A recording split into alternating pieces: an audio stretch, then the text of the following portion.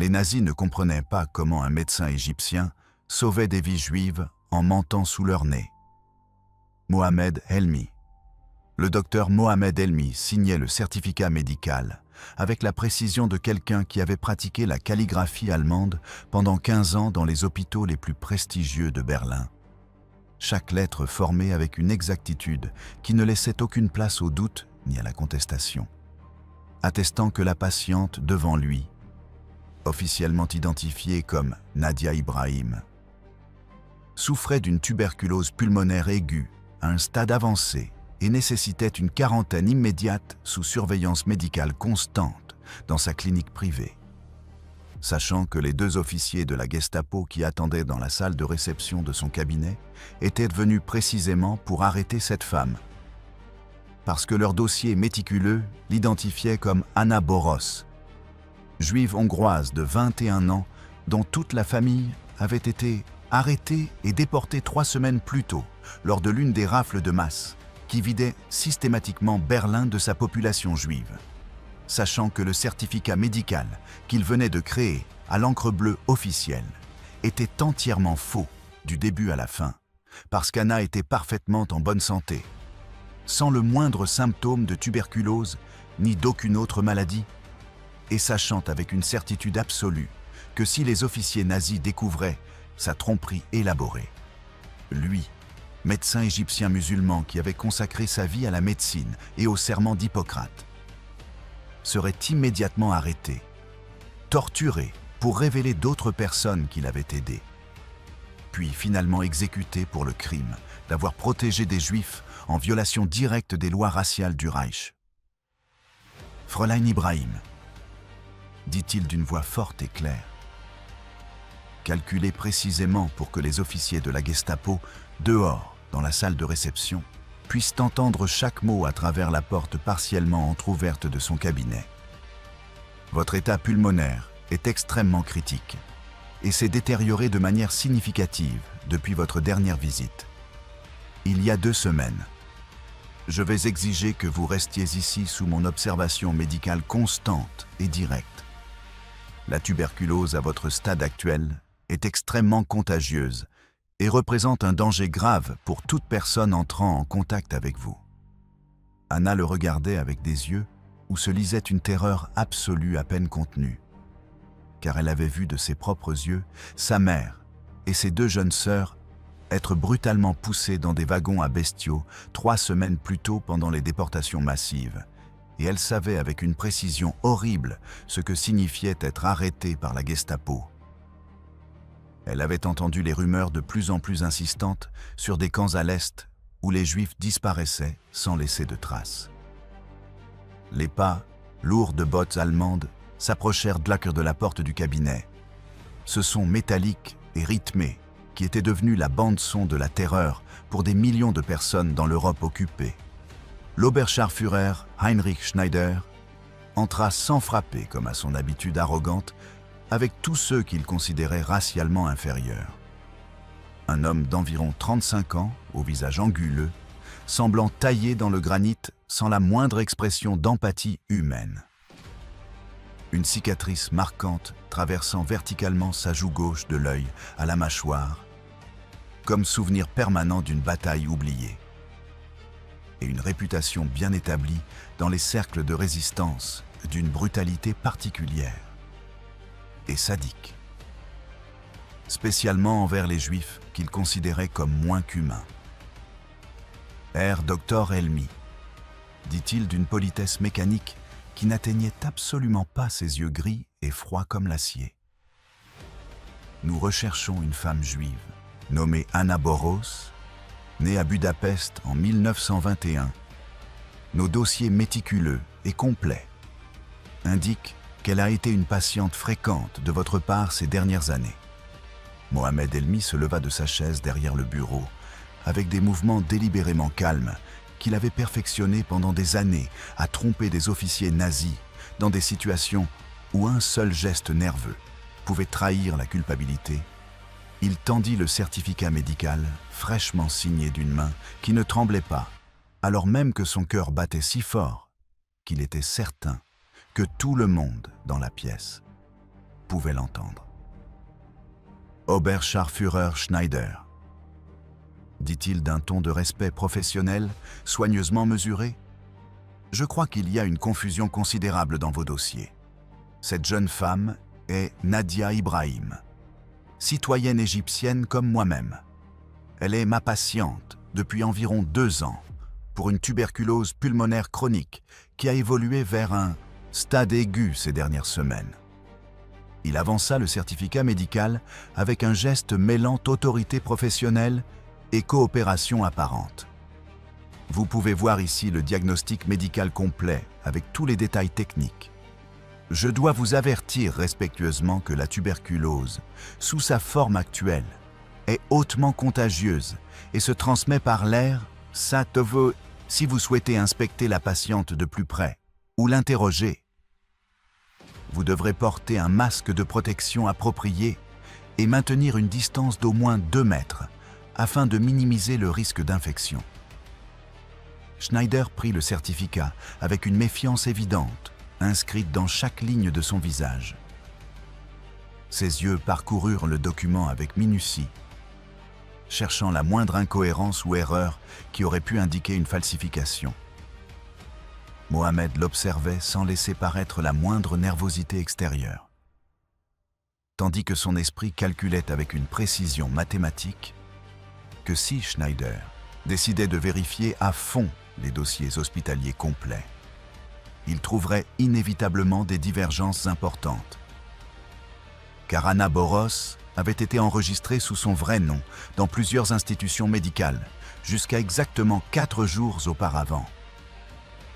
Lorsque Mohamed avait travaillé frénétiquement pendant 36 heures d'affilée à falsifier rétroactivement tout son historique médical, créant une documentation élaborée d'une patiente égyptienne nommée Nadia Ibrahim, qui, en réalité, n'avait jamais existé. Ce qui se produisit dans les 15 minutes suivantes allait déterminer de façon absolue et irrévocable si Anna Boros vivrait assez longtemps pour voir une autre aube, ou si elle serait traînée vers les trains de la mort qui partaient chaque jour vers les camps d'extermination en Pologne. Mais pour comprendre pleinement comment Mohamed Helmi, médecin musulman égyptien formé dans les meilleures universités médicales d'Europe, en 1950, était arrivé à cet instant impossible de se tenir face à un officier de la Gestapo et de lui mentir délibérément au visage pour sauver la vie d'une femme juive que les nazis voulaient assassiner. Nous devons revenir exactement 9 ans en arrière, au jour précis de septembre 1935, où il comprit pour la première fois qu'être étranger dans l'Allemagne nazie lui offrait un avantage unique et exploitable pour défier le système génocidaire de l'intérieur même de ses structures bureaucratiques. Si tu veux connaître le reste de cette histoire extraordinaire de tromperie, de courage et d'humanité au milieu de l'horreur absolue, mets un like à cette vidéo et dis en commentaire de quelle partie du monde tu nous regardes. Chapitre 1. Le médecin étranger dans le Reich Mohamed Helmi était arrivé à Berlin pour la première fois en septembre 1922, comme étudiant en médecine ambitieux de 23 ans venu directement du Caire. À cette époque, l'Égypte était encore un protectorat britannique, et les possibilités d'une formation médicale véritablement avancée et de classe mondiale étaient extrêmement limitées. Dans le monde arabe, l'Allemagne offrait sans conteste les universités médicales les plus prestigieuses au monde, avec une tradition scientifique remontant à des siècles. Il étudia avec une intensité obsessionnelle qui surprit même ses professeurs allemands, connus pour leurs exigences brutalement élevées. Se spécialisa en urologie, soutint son doctorat en médecine en 1929 avec la mention la plus élevée, se plaçant parmi les 5% meilleurs de sa promotion, et en 1933, lorsqu'Adolf Hitler et le parti nazi prirent le pouvoir politique total en Allemagne, Mohamed était déjà un médecin établi et respecté, avec une clinique privée prospère dans le quartier de Moabit à Berlin, et une position prestigieuse de médecin consultant spécialiste à l'hôpital Robert Koch, l'une des institutions médicales les plus importantes de la capitale allemande. Les premières années du régime nazi furent pour Mohamed une période d'ajustement psychologique et pratique constant, tandis qu'il observait avec une horreur grandissante comment le pays, qu'il avait adopté comme seconde patrie, se transformait en État policier obsédé par la pureté raciale. Les tristement célèbres lois de Nuremberg, promulguées en septembre 1935, créèrent un système complexe et élaboré de catégories de citoyenneté fondées exclusivement sur l'ascendance raciale. Les Juifs furent officiellement classés comme non-aryens et systématiquement exclus de presque toutes les professions, y compris la médecine. Il leur fut interdit de soigner des patients allemands. Ils furent forcés de quitter hôpitaux et universités, dépouillés des licences professionnelles qu'ils avaient obtenues au prix d'années d'études rigoureuses. Mais les Égyptiens et d'autres Arabes se trouvaient dans une zone grise, étrange et ambiguë de la taxonomie raciale nazie, si soigneusement construite. Ils furent officiellement classés comme « aryens honoraires » par pragmatisme, car les dirigeants nazis avaient désespérément besoin de maintenir des relations diplomatiques productives avec l'Égypte et d'autres pays arabes stratégiquement importants au Moyen-Orient. Cette classification ambiguë et contradictoire offrit à Mohamed une liberté de mouvement et d'action que d'autres médecins n'avaient tout simplement pas dans l'Allemagne nazie. Il pouvait continuer à traiter légalement des patients juifs, alors que les médecins allemands en étaient strictement interdits, sous peine de perdre leur licence et d'encourir des charges criminelles. Ils pouvaient circuler librement dans des zones de la ville où les Juifs étaient de plus en plus restreints par des règlements municipaux. Ils pouvaient interagir professionnellement avec des officiers nazis de tous grades, sans la méfiance automatique et l'examen constant que subissaient d'autres étrangers jugés racialement suspects. C'était le paradoxe d'une invisibilité par la visibilité. Son statut évident d'étranger arabe le rendait remarquable et mémorable, tout en le plaçant simultanément en dehors du système élaboré de surveillance qui suivait méticuleusement chaque mouvement des citoyens allemands et des résidents juifs. En mars 1937, Mohamed rencontra Anna Boros pour la première fois lorsqu'elle se présenta à son cabinet privé pour une légère infection des voies urinaires nécessitant un simple traitement antibiotique. C'était une brillante étudiante en médecine, juive hongroise de 18 ans, venue à Berlin 2 ans plus tôt précisément pour étudier à l'université Humboldt, mais qui faisait désormais face à une expulsion imminente en raison de quotas raciaux de plus en plus stricts contre les étudiants juifs. « Mon professeur d'anatomie m'a recommandé à vous, » dit-elle nerveusement, les doigts jouant avec l'ourlet de sa jupe. « Il a dit que vous soignez encore des patients juifs, alors que presque tous les autres médecins allemands nous refusent immédiatement à la porte, ou nous traitent avec un mépris évident. » Mohamed répondit avec une simplicité directe qui deviendrait son principe directeur. « Je soigne toute personne qui a besoin d'une aide médicale réelle. La vraie médecine n'a ni religion, ni race, ni nationalité. Elle n'a que des patients qui souffrent et des médecins qui ont juré d'alléger cette souffrance. » Au cours des mois suivants, Anna devint une patiente régulière de Mohamed, non pas parce qu'elle était particulièrement malade, mais parce que le cabinet médical était devenu progressivement l'un des rares refuges sûrs où les Juifs pouvaient parler librement sans la peur constante et paralysante qui dominait chaque instant de leur vie à l'extérieur. Mohamed écoutait leurs histoires avec une horreur grandissante et une colère contenue. La famille prospère d'Anna avait perdu son entreprise d'importation textile, confisquée sans compensation par l'État nazi. Ses 2 frères aînés avaient été brutalement frappés dans la rue par des brutes des SA, tandis que des passants allemands regardaient passivement, sans intervenir. Elle-même avait été crachée dessus à plusieurs reprises par des étudiants allemands criant des insultes antisémites. pendant que des professeurs détournèrent le regard en faisant semblant de ne rien voir. Honnêtement, je ne sais pas combien de temps nous pouvons encore tenir, docteur Helmy, confia-t-elle un après-midi pluvieux d'octobre, la voix brisée par l'émotion contenue. Chaque jour est pire que le précédent.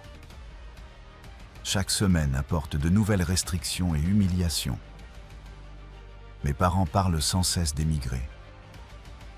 Mais nous n'avons ni ressources financières, ni contact dans d'autres pays.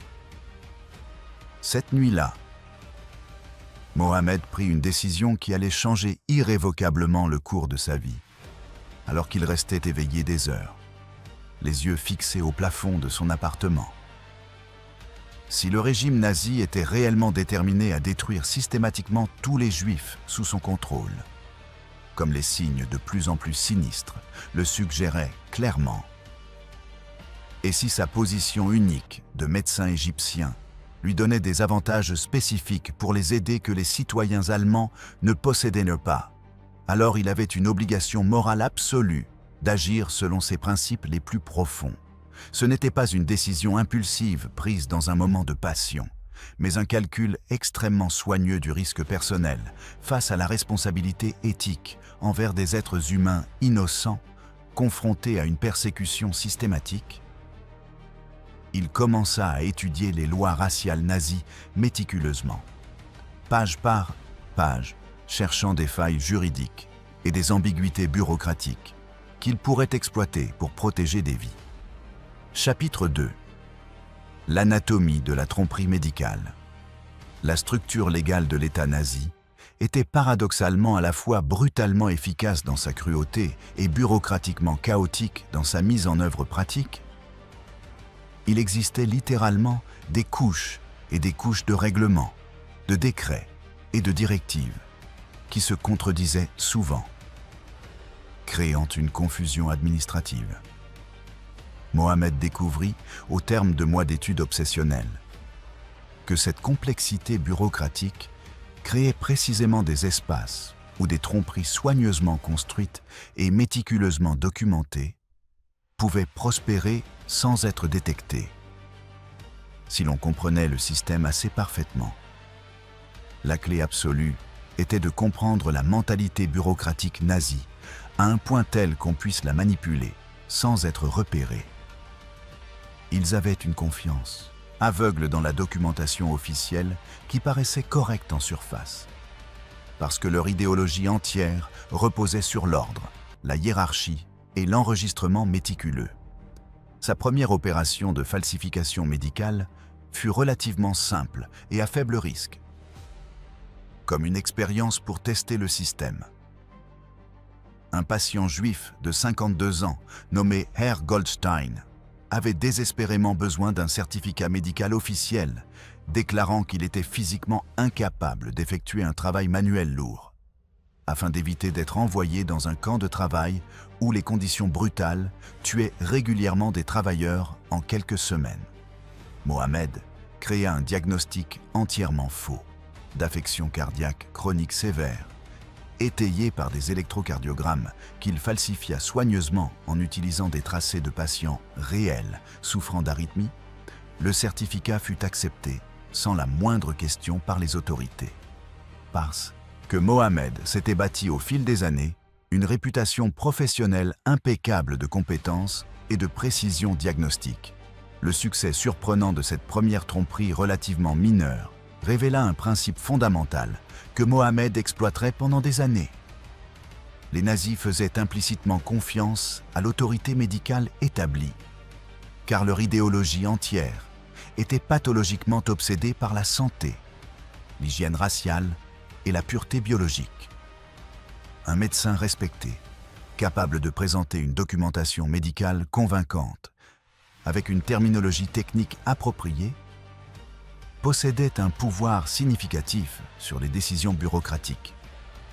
Mohamed commença à exploiter cela systématiquement avec une sophistication croissante. Les certificats de maladies contagieuses comme la tuberculose étaient particulièrement efficaces, car les nazis avaient une peur presque pathologique de la contamination. et préféraient garder leur distance de toute personne potentiellement infectieuse.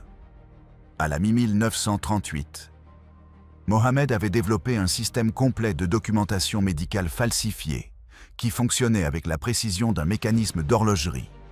Il avait subtilisé des formulaires médicaux officiels vierges à l'hôpital Robert Koch où il travaillait encore comme consultant spécialiste respecté. Il avait pratiqué inlassablement la signature de plusieurs médecins allemands connus, jusqu'à pouvoir les reproduire parfaitement, sans la moindre hésitation. Il avait créé des dossiers élaborés d'historiques médicaux totalement fictifs, remontant à des années, afin de fournir une cohérence vérifiable à toute inspection. Chaque certificat faux qu'il produisait était soutenu par plusieurs couches de documentation croisées, rendant extrêmement difficile pour un enquêteur de déceler la fraude sans consacrer des semaines à une vérification exhaustive, ce qui arrivait rarement en raison de la charge bureaucratique massive. Le risque auquel Mohamed faisait face augmenta dramatiquement pendant la tristement célèbre Nuit de cristal en novembre 1938. La nuit d'horreur coordonnée où les synagogues furent systématiquement incendiées et les commerces juifs violemment détruits partout en Allemagne, tandis que la police observait passivement, avec l'ordre de ne pas intervenir. Mohamed regarda les émeutes depuis la fenêtre de son appartement, avec une horreur absolue et une colère impuissante, tandis que les bâtiments brûlaient et illuminaient le ciel nocturne. Le lendemain, des dizaines de Juifs battus et grièvement blessés affluèrent à son cabinet, désespérés d'obtenir des soins, car presque tous les hôpitaux allemands les refusaient automatiquement à la porte. Mohamed les soigna tous, sans exception, documentant soigneusement leurs blessures évidentes, comme des accidents domestiques ou des chutes dans les escaliers, afin de les protéger d'une persécution accrue de la part d'autorités, cherchant des prétextes à de nouvelles arrestations. Parmi les blessés qu'il traita cette semaine terrible, se trouvait Jacob Boros, le père d'Anna, un homme digne de 54 ans, arrêté arbitrairement pendant les émeutes et sévèrement battu à coups de matraque, avant d'être relâché sans inculpation, uniquement pour le terroriser. « Ils finiront par nous déporter, docteur Helmy », dit-il à Mohamed avec une certitude absolue née de sa compréhension de la logique génocidaire des politiques nazis. Ce n'est qu'une question de temps avant qu'ils nous arrêtent tous. Nous devons absolument quitter l'Allemagne. Mais nous n'avons ni ressources ni contacts dans d'autres pays qui voudraient de nous. Mohamed promit solennellement d'aider la famille, même s'il n'avait pas encore la moindre idée de la manière dont il y parviendrait. Cette promesse sincère le poussa à élargir considérablement ses opérations, passant de la production occasionnelle de certificats médicaux falsifiés à quelque chose de bien plus ambitieux et dangereux, nécessitant un réseau complet de complices. Chapitre 3. Le réseau de papier et de complicité. Mohamed commença méthodiquement à bâtir un réseau clandestin de contacts qui sauverait littéralement des dizaines de vies pendant les années les plus sombres de la guerre. Sa position de médecin respecté lui donnait un accès naturel à des personnes de multiples niveaux de la société allemande. Il soignait des patients allant de simples ouvriers à des officiers subalternes du régime. Et chaque interaction professionnelle était évaluée avec soin, comme une opportunité potentielle d'identifier qui pourrait être recruté comme collaborateur, ou au moins corrompu, pour détourner le regard à des moments critiques. Son alliée la plus importante et la plus fiable se révéla être Frieda Sturmann, une infirmière allemande dévouée de 50 ans, forte de 30 années d'expérience, travaillant au service des archives de l'hôpital Robert Koch, qui partageait profondément son dégoût moral face aux politiques nazies, bien qu'elle ne l'exprimât jamais publiquement, par peur justifiée. « Mon fils aîné est mort dans les tranchées pendant la Première Guerre mondiale », lui confia-t-elle un soir, après un service particulièrement difficile où ils avaient soigné un enfant juif battu par des voyous des jeunesses hitlériennes. Il est mort à 19 ans, soi-disant pour l'Allemagne et pour des valeurs allemandes. Et maintenant ces criminels nazis crachent sur sa mémoire et sur tout ce qu'il représentait en persécutant brutalement des gens parfaitement innocents, dont le seul crime est d'être nés juifs. Frida avait un accès privilégié aux dossiers hospitaliers complets et commença à aider activement Mohamed à falsifier des historiques médicaux rétroactifs paraissant absolument authentiques, même sous inspection attentive. Elle insérait directement la documentation falsifiée dans le système officiel, où elle devenait pratiquement impossible à détecter. Le deuxième contact crucial fut Ernst Hartmann, un employé méticuleux de 42 ans au ministère de l'Intérieur, qui traitait chaque jour des centaines de demandes de pièces d'identité et de certificats de citoyenneté. Mohamed le soignait depuis des mois pour un ulcère chronique douloureux. Et au fil des consultations privées, il avait perçu des signes subtils de malaise moral face au régime. « Je traite littéralement des centaines de demandes chaque jour », dit Ernst lors d'une consultation particulièrement chargée. « Je vois des familles entières se faire séparer et détruire. Des enfants officiellement classés non à rien simplement parce qu'ils ont un grand-parent juif. Des gens perdre tout pour des fractions de sang. C'est une folie absolue déguisée en science. » Mohamed cultiva cette relation avec une prudence extrême pendant des mois, sans jamais forcer la main, jusqu'au moment où Ernst commença à commettre des erreurs administratives dans les classifications raciales. Des erreurs bureaucratiques qui, comme par magie, transformaient des juifs en ariens sur le papier ou classaient des juifs comme ressortissants étrangers de pays neutres.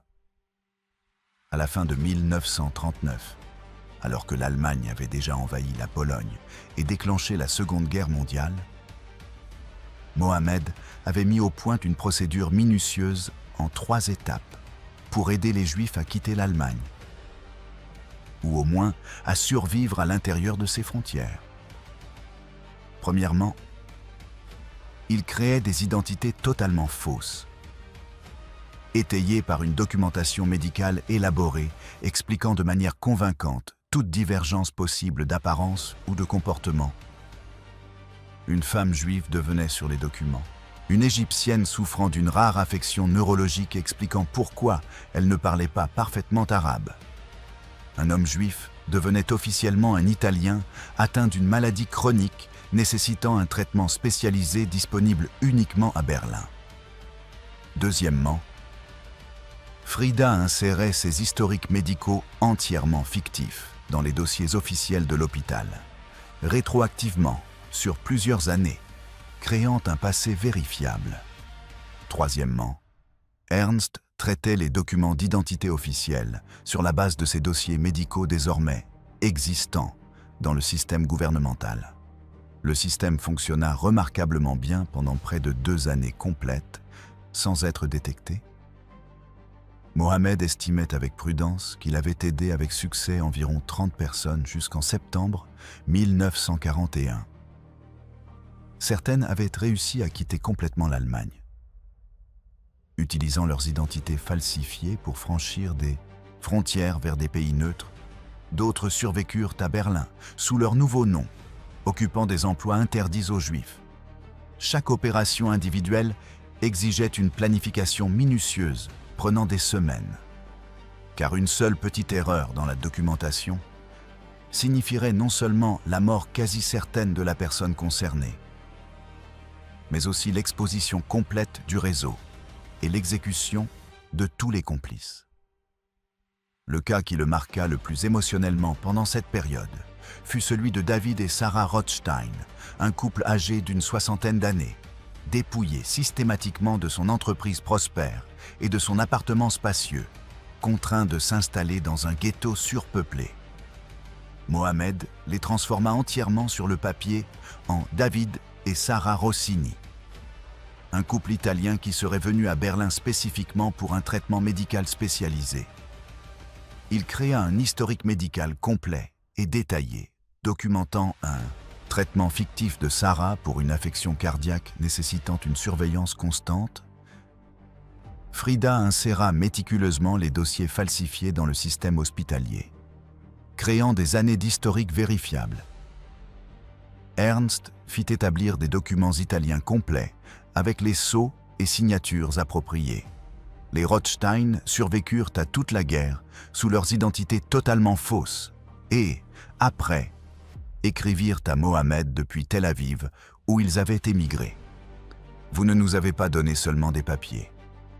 Vous nous avez rendu l'espoir qu'il restait encore de l'humanité dans ce monde. Nous n'oublierons jamais votre courage, tant que nous vivrons. Chapitre 4. Le refuge dans la cabane de la forêt. En 1942, lorsque les déportations massives s'intensifièrent dramatiquement et que des trains chargés de Juifs commencèrent à partir chaque jour vers l'Est, Mohamed comprit avec une certitude terrible que de simples certificats médicaux falsifiés ne suffiraient plus à protéger des vies. Parce que les rafles coordonnées capturaient même des personnes réellement malades qui auraient dû être hospitalisées, il devait fournir d'urgence un véritable abri physique où des personnes pourraient disparaître complètement du système de surveillance nazi. La solution inattendue vint d'une circonstance qui sembla presque providentielle. Mohamed possédait une petite cabane en bois à Buch, une banlieue rurale tranquille à environ 20 km au nord du centre de Berlin. Il l'avait achetée en 1938 comme retraite occasionnelle de week-end pour échapper au stress constant de sa pratique médicale et à l'atmosphère oppressante de la ville. La cabane était située dans une zone relativement isolée, entourée d'une dense forêt de pins, avec les voisins les plus proches à près d'1 kilomètre. Elle avait une petite cave solide que Mohamed décida de transformer méthodiquement en cache habitable. Il passa des semaines à y travailler surtout la nuit, l'aménageant avec soin.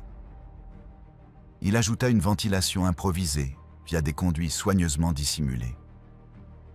Stocka des provisions non périssables pour tenir des mois. Installa une lampe à huile pour avoir de la lumière sans électricité détectable. Créa une entrée ingénieuse cachée derrière une étagère lourde qui semblait scellée contre le mur. La famille Boros devint les premiers résidents permanents de la cache secrète en mars 1942, lorsque les déportations massives de Juifs hongrois commencèrent sérieusement. Anna, désormais âgée de 25 ans, sa mère Cécilie, 52 ans, et sa sœur cadette Julie, 17 ans. Le père, Jacob, avait été arrêté soudainement en janvier lors d'une rafle nocturne et immédiatement déporté vers un camp inconnu à l'Est, sans même la possibilité de faire ses adieux. Mon père m'a fait promettre solennellement, avant qu'il l'arrête, que je protégerai ma mère et ma sœur quoi qu'il arrive, dit Anna, la voix brisée tandis que des larmes coulaient sur ses joues. Je ne peux pas le trahir. Il a tout sacrifié pour nous. Mohamed promit avec une sincérité absolue de les garder totalement en sécurité tant qu'il lui resterait un souffle et du sang dans les veines.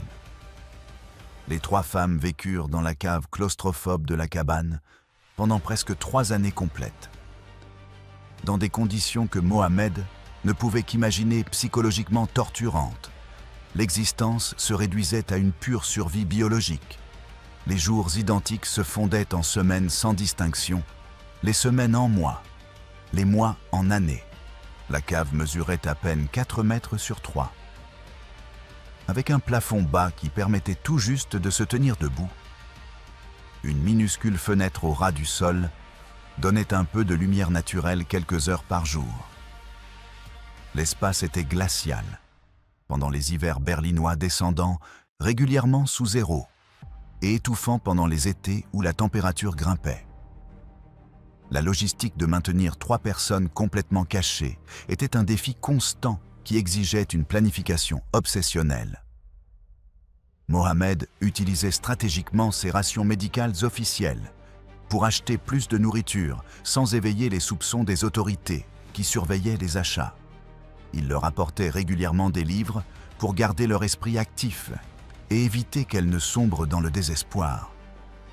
Des médicaments quand elles tombaient malades. Ce qui était fréquent vu les conditions sanitaires et des nouvelles soigneusement sélectionnées de la guerre, qui leur donnaient une lueur d'espoir que le régime finirait par s'effondrer. Chaque fois que nous entendions le bruit distinctif de sa voiture s'approcher par le chemin de la forêt, se souviendrait Anna des décennies plus tard dans une interview enregistrée, c'était comme si la vie revenait dans nos corps, parce que cela signifiait que nous n'avions pas été totalement oubliés par le monde extérieur. Le moment le plus dangereux survint en août 1943, lorsque des voisins curieux signalèrent à la police locale une activité suspecte autour de la cabane censée être inoccupée. 2 policiers en uniforme arrivèrent sans prévenir pour enquêter. Et par hasard, Mohamed se trouvait justement là ce jour-là pour apporter des provisions hebdomadaires. Il les reçut avec une hospitalité calculée. « Messieurs les agents, quelle agréable surprise! J'étais justement en train de préparer du café. Voulez-vous vous joindre à moi ?» Il les invita à l'intérieur avec un sourire, leur montra toute la cabane sauf, évidemment, la cave, dont l'entrée était parfaitement dissimulée derrière l'étagère chargée de livres médicaux. Et il conversa avec eux près d'1 heure sur des banalités. La météo, la guerre, tandis qu'exactement, sous leurs pieds, 3 femmes retenaient leur souffle, terrifiées, écoutant chaque mot. Les policiers repartirent finalement, entièrement convaincus qu'il ne se passait rien de suspect. Mohamed attendit qu'on ne voie plus du tout leur véhicule. Puis ouvrit l'entrée secrète, trouva les 3 femmes en larmes, se serrant dans les bras, tremblantes de soulagement. « Honnêtement, nous pensions que c'était la fin, » dit Cécilie d'une voix encore vacillante. « Nous avons entendu chaque mot. Quand l'un d'eux a mentionné de vérifier la cave, j'ai cru que mon cœur allait exploser. » Mohamed les serra contre lui. « Tant que je serai en vie et que j'aurai le moindre pouvoir, vous êtes en sécurité, je vous le promets. » Chapitre 5. Le certificat de tuberculose. Au début de 1944, alors qu'il devenait douloureusement évident, même pour les optimistes, que l'Allemagne perdait la guerre, la Gestapo, paradoxalement, intensifia brutalement ses efforts. Désespérée pour retrouver et déporter les Juifs encore cachés à Berlin, elle avait dressé des listes incroyablement détaillées de personnes disparues, compilées à partir des registres municipaux, et elle enquêtait systématiquement sur chaque contact connu. Anna Boros figurait en bonne place sur l'une de ces listes à haute priorité, car elle avait été étudiante enregistrée dans une université publique. La Gestapo savait qu'elle avait été patiente régulière de Mohamed, et tôt ou tard, elle viendrait l'interroger. Mohamed se prépara méthodiquement à cet instant inévitable, pendant des semaines, sachant que sa vie et celle des 3 femmes dépendaient entièrement de sa capacité à mentir parfaitement sous une pression extrême. Il créa un dossier médical entièrement nouveau pour Anna sous le nom de Nadia Ibrahim, documenta un traitement totalement fictif pour une tuberculose pulmonaire soi-disant suivie depuis 1941, inséra dans le dossier de vraie radiographie d'un patient réellement tuberculeux, soigneusement étiqueté au nom d'Anna, falsifia des résultats de laboratoire indiquant la présence du bacille de la tuberculose, rédigea des notes médicales détaillées, décrivant des visites régulières sur 3 ans. Chaque détail fut construit pour résister à un examen rigoureux, car il savait que le jour où la Gestapo viendrait, tout devrait être parfait. Sinon, tout le monde mourrait. La confrontation arriva exactement comme il l'avait prévu, le 18 mars 1944.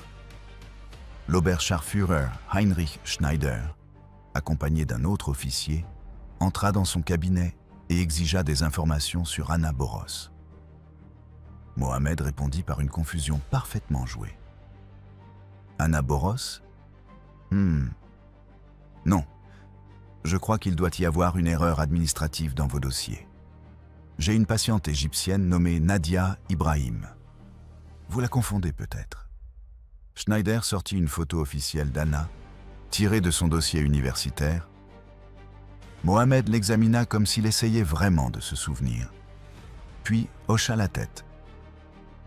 Oui, c'est Nadia Ibrahim, citoyenne égyptienne. Elle est ma patiente depuis plusieurs années pour une tuberculose pulmonaire chronique qui, malheureusement, a progressé. Schneider n'était clairement pas convaincu. Nos dossiers du ministère de l'Intérieur indiquent qu'il s'agit d'Anna Boros, juive hongroise née à Budapest. Dernière fois vue et enregistrée ici en février 1942, juste avant les déportations. Mohamed garda un calme absolu. Oberscharführer, avec tout le respect que je dois à vos dossiers, qui sont généralement précis, dans ce cas précis, il se trompe. Je peux vous montrer immédiatement son dossier médical complet depuis 1941, avec toute la documentation. Il alla vers son classeur et sortit l'épais dossier préparé pendant des semaines. Pages et pages de notes, radiographies, résultats, tout falsifié mais indiscernable d'un vrai dossier médical. Schneider examina les documents avec une frustration grandissante. Chaque fois qu'il croyait avoir trouvé une incohérence, Mohamed avait une explication médicale technique, soutenue par d'autres papiers. Les radiographies montrent clairement une tuberculose pulmonaire bilatérale, à un stade avancé, dit Mohamed en pointant les images. Vous voyez ici les cavités caractéristiques dans les lobes supérieurs. Ce n'est pas quelque chose qu'on peut simuler. Schneider ne comprenait pas vraiment, mais il était intimidé par l'autorité du médecin. Finalement, il exigea de voir la patiente pour l'interroger. Mohamed avait prévu cela. Bien sûr, vous pouvez la voir, Oberscharführer, dit-il d'un calme qu'il ne ressentait pas. Mais je dois vous avertir que la tuberculose est extrêmement contagieuse. Vous devrez porter un masque et rester à au moins 2 mètres. Et je dois vous informer que la patiente est actuellement en quarantaine dans un établissement spécialisé afin d'éviter toute transmission à la population générale. C'était un mensonge imbriqué dans un autre, car Anna était cachée dans la cabane. Mais la mention d'une maladie hautement contagieuse fit hésiter Schneider. Les nazis avaient une peur presque pathologique des maladies contagieuses. Schneider demanda « Où se trouve cet établissement ?» Mohamed donna l'adresse d'une vraie clinique berlinoise spécialisée, sachant que si Schneider vérifiait, il trouverait bien un dossier Nadia Ibrahim, car Frida avait inséré la documentation falsifiée dans le système la semaine précédente. « Vous pouvez vérifier auprès de l'administration, » dit Mohamed. « Mais je vous avertis encore du risque d'infection si vous insistez. » Chapitre 6. Le masque de l'autorité médicale. Schneider décida de se rendre immédiatement à la clinique. Mohamed l'accompagna, conscient que c'était le moment le plus dangereux. Tout dépendait de l'exécution parfaite du plan par Frida. À la clinique, Mohamed demanda officiellement les dossiers de Nadia Ibrahim. L'infirmière de l'accueil consulta le système et confirma qu'une patiente de ce nom était bien enregistrée, admise 3 semaines plus tôt avec un diagnostic de tuberculose pulmonaire aiguë bilatérale. « Je veux voir la patiente maintenant », insista Schneider. Mohamed acquiesça et demanda qu'on leur fournisse des masques de protection conformément au protocole. En salle d'attente, Mohamed parla d'un ton apparemment décontracté des dangers de la tuberculose. Sans traitement, la maladie tue environ 40% des patients. Elle est particulièrement dangereuse parce qu'elle se transmet par l'air. Un seul éternuement peut transmettre la bactérie à toutes les personnes présentes. C'est pourquoi la quarantaine est strictement appliquée. Quand on apporta enfin les masques blancs, Schneider les regarda avec malaise. Mohamed le vit et exploita cette hésitation. « Oberscharführer, si vous préférez, pour votre sécurité, je peux coordonner un interrogatoire quand la patiente sera suffisamment rétablie pour supporter le stress. Son état actuel rend même l'interrogatoire presque impossible. Elle ne peut pas finir une phrase sans quinte de tout, avec des expectorations sanguinolentes. » La description volontairement répugnante produisit l'effet attendu. Schneider recula, dégoûté. « Combien de temps avant qu'elle soit assez rétablie ?» demanda-t-il. Mohamed calcula le temps à gagner. Avec un traitement approprié, au moins 6 semaines, peut-être jusqu'à 3 mois, la tuberculose n'est pas une maladie qui se guérit vite. Schneider réfléchit longuement, puis acquiesça. « Très bien, docteur. Mais je veux des rapports médicaux hebdomadaires détaillés, et quand elle ira mieux, elle sera interrogée sans exception. » Mohamed accepta, sachant qu'il gagnait un temps vital. Après le départ de Schneider, il alla voir Frida. « Il faut maintenir cette fiction au moins 3 mois. Cela signifie des rapports hebdomadaires montrant une amélioration lente d'une patiente qui n'existe pas. » Frida hocha la tête. « Je peux le faire, Mohamed. » La question qu'ils évitaient était: que faire lorsque Schneider exigerait de voir la patiente? Mohamed y pensait obsessionnellement. D'ici là, avec un peu de chance, la situation militaire aura changé, dit-il avec une espérance désespérée. Nous étions en mars 1944. Les Alliés préparaient une invasion. Les Soviétiques avançaient. Mohamed pariait littéralement des vies sur l'effondrement du Reich avant l'instant où il faudrait produire Anna. Dans les semaines suivantes, Mohamed rédigea des rapports hebdomadaires détaillant la récupération progressive de Nadia Ibrahim. Chaque rapport montrait une amélioration minime, suffisamment lente pour justifier la quarantaine. Schneider les acceptait, frustré, incapable de contredire une autorité médicale soutenue par une documentation si professionnelle. Chaque semaine gagnée était une semaine de vie supplémentaire. Chapitre 7. L'effondrement du Reich. Le 6 juin 1944, les Alliés débarquèrent en Normandie.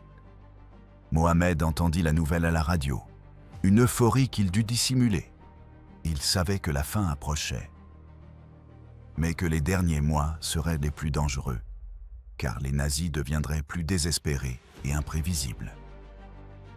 Il se rendit immédiatement à la cabane. Les Alliés ont débarqué en France. C'est le début de la fin. Vous devez tenir encore un peu. Les 3 femmes pleurèrent de soulagement. Elles vivaient depuis plus de 2 ans dans cette cave. 2 ans d'obscurité, de peur, de survie. Combien de temps encore ? Demanda Julie, entrée à 17 ans, désormais presque 20, sa jeunesse volée. Mohamed ne pouvait pas promettre une date. Des mois, peut-être 1 an. Mais je vous promets que vous survivrez.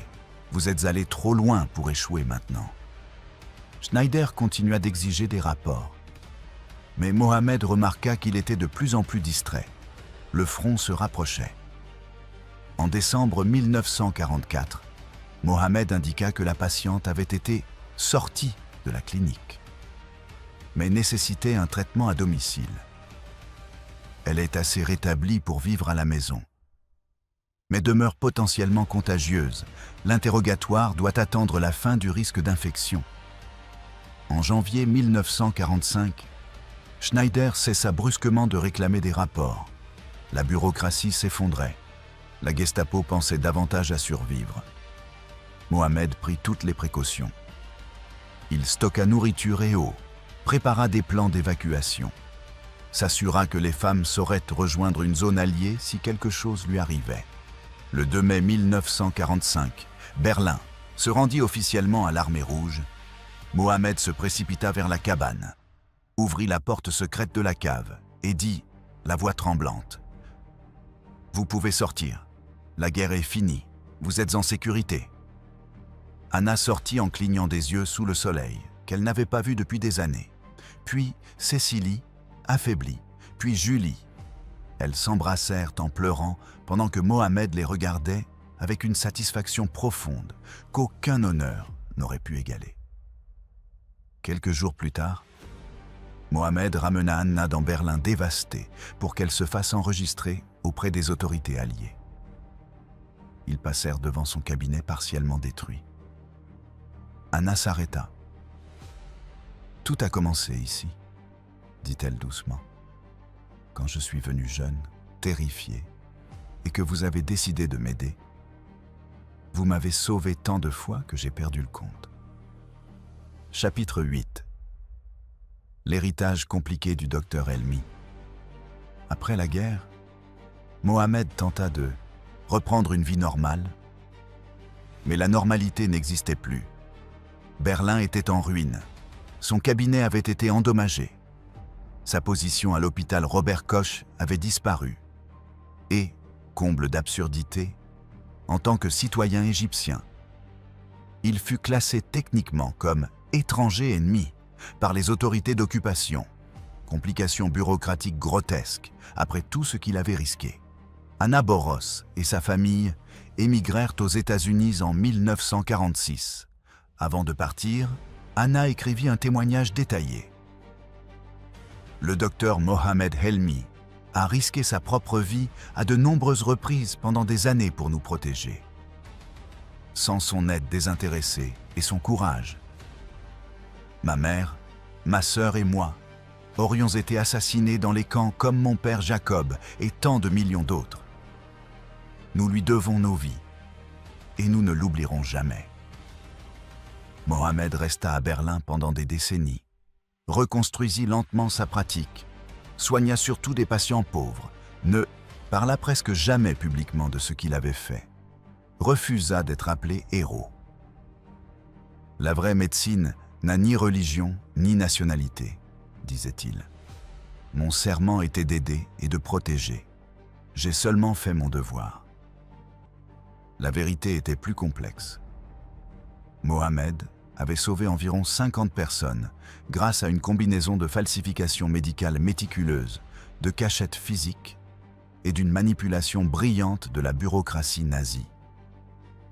Il avait agi presque seul, avec des complices clés comme Frida et Ernst, sans être intégré à une grande organisation, un loup solitaire exploitant chaque faille. Son héroïsme n'avait rien de spectaculaire, pas d'explosifs, pas de sabotage flamboyant, pas de violence, seulement une tromperie parfaitement exécutée, des signatures apprises, des dossiers construits et l'exploitation des peurs nazies des maladies contagieuses. Il avait compris que les nazis, tout en étant sans limite dans la violence, étaient pathologiquement effrayés par la contamination biologique. Un simple certificat de tuberculose pouvait sauver plus sûrement qu'une arme. En 1960, Anna revint à Berlin avec son mari et ses enfants pour visiter Mohamed. « Mes enfants existent parce que vous m'avez sauvé », lui dit-elle en larmes. « Chaque jour, je remercie votre courage quand il aurait été plus sûr de détourner le regard. » Mohamed répondit avec humilité. « Je n'ai pas été particulièrement courageux. Je ne pouvais pas rester les bras croisés. » Mohamed Helmy mourut en 1982 à 82 ans. Son bref avis de décès mentionnait presque en passant qu'il avait aidé quelques juifs, sans détailler l'ampleur de ce qu'il avait fait. Anna, qui avait correspondu avec lui pendant des décennies, écrivit aussitôt à Yad Vashem à Jérusalem pour le nommer. « Le docteur Helmy a sauvé ma vie et celle de ma famille au péril de la sienne. Il mérite d'être honoré. » Le processus fut compliqué et controversé, car Mohamed était un musulman égyptien. Il n'existait pas de précédent clair pour honorer un non-européen, et certaines de ses actions, falsifier des documents médicaux, violaient techniquement des protocoles, même si elles étaient moralement justifiées. Le débat dura des années. Et finalement, en 2013, presque 30 ans après sa mort, Yad Vashem reconnut Mohamed Helmi comme juste parmi les nations, le premier arabe musulman à recevoir cet honneur. Anna était morte en 2003 sans voir cette reconnaissance. Mais ses 3 enfants adultes se rendirent à Jérusalem pour recevoir l'honneur à titre posthume.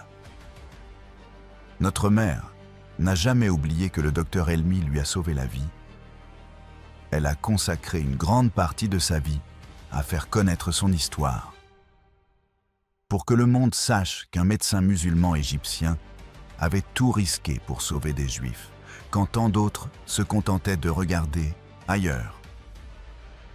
Les nazis ne comprirent jamais pleinement comment un médecin égyptien avait systématiquement sauvé des vies juives en mentant sous leur nez pendant des années. Parce qu'ils n'imaginaient pas qu'on puisse utiliser leur propre bureaucratie obsessionnelle contre eux avec une telle efficacité, que des certificats médicaux falsifiés avec minutie puissent être plus puissants que des armes, qu'un seul homme, armé seulement d'une intelligence froide, de documents parfaitement exécutés et d'un courage moral inébranlable, puisse les défier pendant des années sans être détecté. Mohamed Helmi démontra que la résistance réellement efficace contre le mal ne requiert pas toujours une violence spectaculaire ni de grandes masses. Parfois, elle exige simplement un individu exceptionnel, doté de compétences uniques, d'une position stratégique et d'un courage moral extraordinaire, exploitant méthodiquement chaque avantage contre un système fondamentalement criminel. Son héritage n'est pas fait de monuments ni de batailles glorieuses, mais d'environ 50 personnes qui vécurent alors qu'elles auraient dû mourir. De centaines de descendants qui existent aujourd'hui, et de la preuve permanente que, même dans les temps les plus sombres, des individus apparemment ordinaires peuvent choisir de faire l'absolument extraordinaire.